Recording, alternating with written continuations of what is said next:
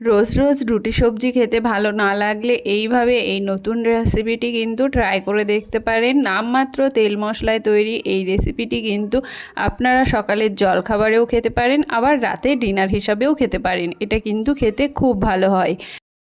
তো তার জন্য আমি এখানে নিয়ে নিয়েছি 1 কাপ চাল, আর 1 কাপ চালের সঙ্গে আমি নিয়েছি 4 ভাগের 1 ভাগ ছোলার ডাল আর বিউলির ডাল। তো ওটাকে আমি 2 ঘন্টা সুন্দর করে ভিজিয়ে রেখেছিলাম। ভিজিয়ে রেখে সেটাকে ভালো করে ধুয়ে নিয়ে আমি মিক্সিতে পেস্ট করে নিয়েছি।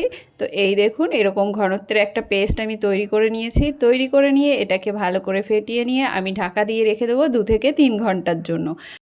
ততক্ষণের জন্য আমি এখানে একটা পুর রেডি করে নেব। তো তার জন্য আমি এখানে কড়াইতে দিয়ে দিয়েছি কিছুটা তেল। তেলটা গরম হয়ে গেলে আমি তার মধ্যে দিয়ে দিচ্ছি সর্ষে ফোড়ন, আর দিয়ে দিলাম কিছুটা মৌরি। মৌরিটা দিয়ে তার মধ্যে আমি দিয়ে দিলাম সামান্য একটু হিং, আর দিয়ে দিচ্ছি আদা, কাঁচা লঙ্কা আর 2 থেকে 3 কোয়া রসুন থেতো করে দিয়ে দিলাম। দিয়ে সেটাকে একটু ভালো করে নাড়াচাড়া করে ভেজে নিলাম যতক্ষণ না তার কাঁচা গন্ধটা চলে যাচ্ছে। কাঁচা গন্ধটা চলে গেলে তার মধ্যে আমি দিয়ে দিলাম আগে থেকে ভেজে রাখা বাদাম। বাদামগুলোকে আমি আগে থেকে শুকনো কড়াইয়ে ভেজে সেটাকে আমি একটুখানি গুঁড়ো করে নিয়েছিলাম। একদম গুঁড়ো করব না, দেখতেই পাচ্ছেন এরকমভাবে গুঁড়ো করে নিতে হবে। নিয়ে সেটাকে দিয়ে দেবো, আর তার সঙ্গে আমি দিয়ে দিচ্ছি এখানে বেশ খানিকটা কারি পাতা। কারি পাতাগুলোকে আমি হাত দিয়ে এরকম একটু ছিঁড়ে ছিঁড়ে দিয়েছি। দিয়ে এটাকে আমরা একটু ভেজে নেব। ভেজে নিয়ে যখন সুন্দর একটা স্মেল আসতে শুরু করবে তখন তার মধ্যে আমি দিয়ে দেব আগে থেকে সিদ্ধ করে রাখা আলুগুলোকে আমি একটুখানি ম্যাশ করে নিয়েছিলাম, সেই আলুটাকেই আমি দিয়ে দিলাম এর মধ্যে। দিয়ে এটাকে ভালো করে মিশিয়ে নিতে হবে। তো আলুর পরিমাণটা কিন্তু আপনারা আপনাদের কতটা পুর বানাবেন সেই হিসাবে আপনারা নিয়ে নেবেন। তো তার মধ্যে আমি দিয়ে দিচ্ছি স্বাদ মতো লবণ। লবণটা দিয়ে আবারও ভালো করে মিশিয়ে নেব। মিশিয়ে নিয়ে তার মধ্যে আমি দিয়ে দিচ্ছি কিছুটা টমেটো সস। টমেটো সসটা অপশনাল, আপনারা চাইলে দিতে পারেন আবার নাও দিতে পারেন। দিয়ে ভালো করে মিশিয়ে নেব। মিশিয়ে নিয়ে আপনারা চাইলে এখানে কিন্তু কিছুটা ধনেপাতা ব্যবহার করতে পারেন, তবে আজ আমি ধনেপাতা ব্যবহার করিনি। তো এটাকে ভালো করে এবার একটুখানি মিশিয়ে নিলেই কিন্তু আমার পুর একদম রেডি হয়ে যাবে। তো এই দেখুন বন্ধুরা, আমার পুরটা কিন্তু একদম রেডি হয়ে গেছে। এটাকে খুব বেশি কষানো বা কিছু তেমন কোনোই ব্যাপার নেই, ভালো করে মিশিয়ে নিলেই ব্যাস রেডি। এবার দেখুন, আমি এখানে 3 ঘন্টা পর এটাকে খুলে দেখাচ্ছি। তো দেখুন, আমার ব্যাটারটা কিন্তু সুন্দরভাবে ফার্মেন্টেড হয়ে গেছে। যেহেতু এখন অতিরিক্ত গরম আছে তার জন্য খুব বেশি টাইম রাখার কিন্তু প্রয়োজন নেই। তবে যদি এটা শীতকালে করে থাকেন সেক্ষেত্রে কিন্তু আপনারা একটু বেশি টাইম রাখবেন।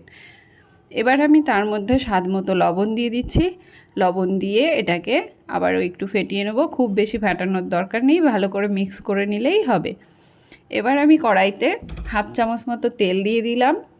তেলটা গরম হয়ে গেলে আমি চারিদিকে, কড়াইয়ের চারিদিকে খুন্তির সাহায্যে এরকম ছড়িয়ে দেব। ছড়িয়ে দিয়ে আমি দিয়ে দেবো আগে থেকে রেডি করা ব্যাটারটা দিয়ে এরকমভাবে একটুখানি আমি চামচের সাহায্যে এটাকে ছড়িয়ে দিচ্ছি। ছড়িয়ে দিয়ে আগে থেকে যে আমি পুরটা রেডি করে রেখেছিলাম সেই পুরটাকে হাতের সাহায্যে এইভাবে আমি একটা পাতলা শেপ দিয়ে আমি এটাকে এর মধ্যে দিয়ে দিলাম। দিয়ে তার উপরে আবার কিছুটা ব্যাটার দিয়ে দেব। এই দেখুন বন্ধুরা, এরকমভাবে ব্যাটারটা দিয়ে দিতে হবে।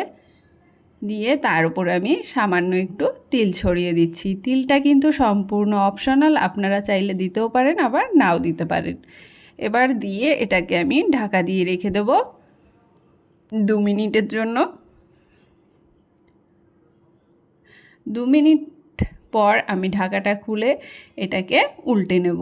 এই দেখুন বন্ধুরা, এই পাশটা কিন্তু আমার সুন্দর হয়ে গেছে। আর হ্যাঁ, এই রান্নাটা যখন করবেন তখন কিন্তু লো টু মিডিয়াম ফ্লেমেই এই রান্নাটা করতে হবে। তো দেখুন, হাই ফ্লেম দিলে কিন্তু এটা পুড়ে যাবে।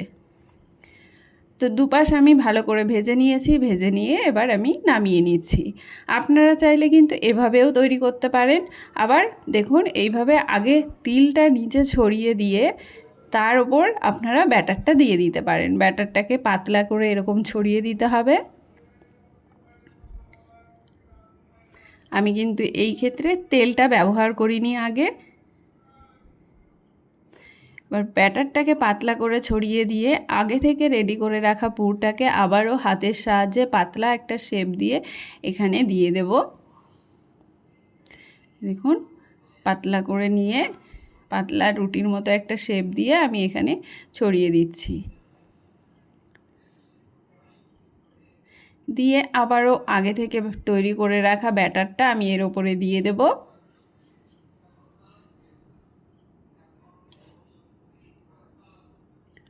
এই দেখুন ব্যাটারটা দিয়ে দিচ্ছি।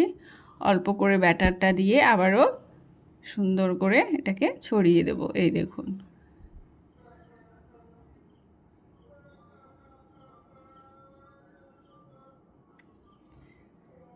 ছড়িয়ে দিয়ে আমি সামান্য হাফ চামচ মতো তেল এখানে দিয়ে দেব।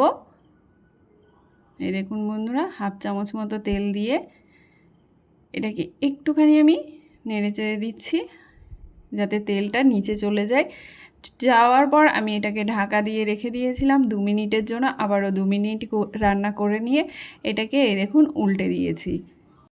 তো একইভাবে উল্টে পাল্টে লাল লাল করে ভেজে নিলেই আমার আজকের রেসিপি কিন্তু একদম রেডি হয়ে যাবে। তো আজকের রেসিপি আপনাদের কেমন লাগলো অবশ্যই কমেন্ট করে জানাবেন। আর রেসিপি ভালো লাগলে লাইক শেয়ার করতে কিন্তু একদম ভুলবেন না।